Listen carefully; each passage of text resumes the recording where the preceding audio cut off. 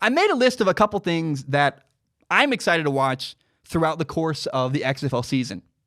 I'm excited to follow. These are like a couple of the storylines I'm excited to watch develop in the XFL. The number one thing I'm actually most excited to watch in the XFL has nothing to do with their players. It's kind of funny. I'm actually really excited to watch Pat McAfee. Pat McAfee has, I guess, like this all-access. He's going to be running around on the sidelines, and who knows? If you don't know who Pat McAfee is, he's actually, I guess technically, he's a competitor of mine on YouTube. He's got another YouTube show. He's phenomenal. He's a great podcaster. I don't watch his show anymore. I'm busy, and I'm too busy making my own content, trying to survive. But I love it. He did a stand-up show where he made fun of Peyton Manning. I'm like, I love it. And anytime I get to watch Pat McAfee on television, it's a grand. I love it, man. It's so much fun. I'd love if Pat, if you're out there, I'd love to be on your show. You're pretty cool. But man, I love every time he does stuff. He's great. And what I love about Pat McAfee, watching him, because he's going to be one of the analysts and one of the key guys. I think he's just got a sideline pass, and they're like, you have all access. Do whatever you want. I don't really know, but his shenanigans excite me. Like, one thing that I love about Pat McAfee is that he gets it, that I don't care about nerdy football crap as much as I care about the stories. Pat McAfee isn't a former quarterback. He doesn't know the X's and O's as well, but he always knows how to take what you see on the screen and tell an interesting story about it. And that's all I want. That's all I want is a fun, entertaining storyline. And Pat McAfee is the best sports analyst I've ever seen doing live sports because he kind of follows that line between stand-up comedy and professionalism where he's telling stories, and it's just perfect. It's a perfect blend. I wish everybody was more like Pat McAfee. He's my favorite person to watch on television talking about football live, and so he's like literally the number one thing I'm most excited to watch in the XFL. I've talked about him far too much. My fans are going to be like, what? You can't talk that much about Pat McAfee. I don't care. He's great. I acknowledge that. He's phenomenal.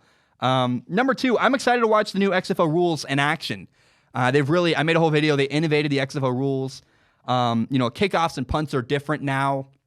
They're a little bit safer. They're also, because there's no gigantic running start where guys are going to destroy each other. There's also more of an emphasis on returns because, like, when you punt, the guys have to stay until the guy catches the ball. That's pretty cool. And the point after touchdown is different. You now have three options. You can go for 1 point, 2 point, or 3 points.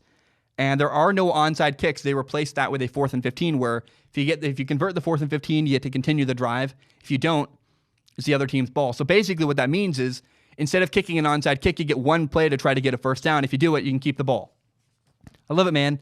I'm so excited. Now, the number 3 thing I'm most excited to watch about the XFL is that I want to see what players emerge as the best players in the league. I don't actually know who it's going to be. There are some familiar names we've talked about. Honestly, that doesn't mean much. Like, there are names like, Landry Jones and Josh Johnson and Cardell Jones, but it's like, how good are these guys? I don't know. I see so many articles of people ranking XFL quarterbacks, and these are the best receivers and the best this, and it's like, you don't actually know. It's all nonsense. Nobody has seen these guys play. A lot of them haven't played in years. And these lists and these videos and these all kinds of articles, they're just using their college stats, and they're comparing like obscure numbers and their height and their weight and their 40 time, and it's like, this doesn't matter. You don't have any film on the guys to talk about. You're just talking about stats. And so no one has seen the guys play in the XFL yet. People say, he's the best guy. And you don't know. You have no idea. We'll know week 3 by the time we watched a couple games, but you don't actually know who the best players in the XFL are yet. You haven't seen them play at that level. Nobody has. Unless you've been watching practices. Maybe you've been watching practice every day of the LA Wildcats, and you're like, okay, Zach, Josh Johnson hasn't had an incomplete pass in 11 days. He's the best quarterback in the XFL. Fair enough. But unless you have that kind of access, you have no idea. Don't pretend. I will say I'm really intrigued by Cardell Jones, the quarterback in D.C. He's a former Ohio State quarterback. He's really physically gifted. Will Pep Hamilton, the head coach, help him? I have no idea. How good is Landry Jones? What team has the best defense in the XFL? Who has the best defensive line?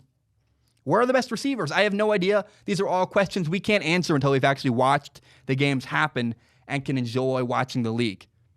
Guys, those are the 3 things I'm most excited for. I can't wait to watch Pat McAfee. I can't wait to watch the new rules in the XFL.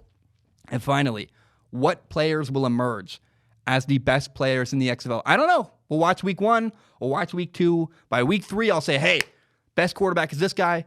Best receiver is probably this guy. Best blah, blah, blah is this guy. It'll be fun.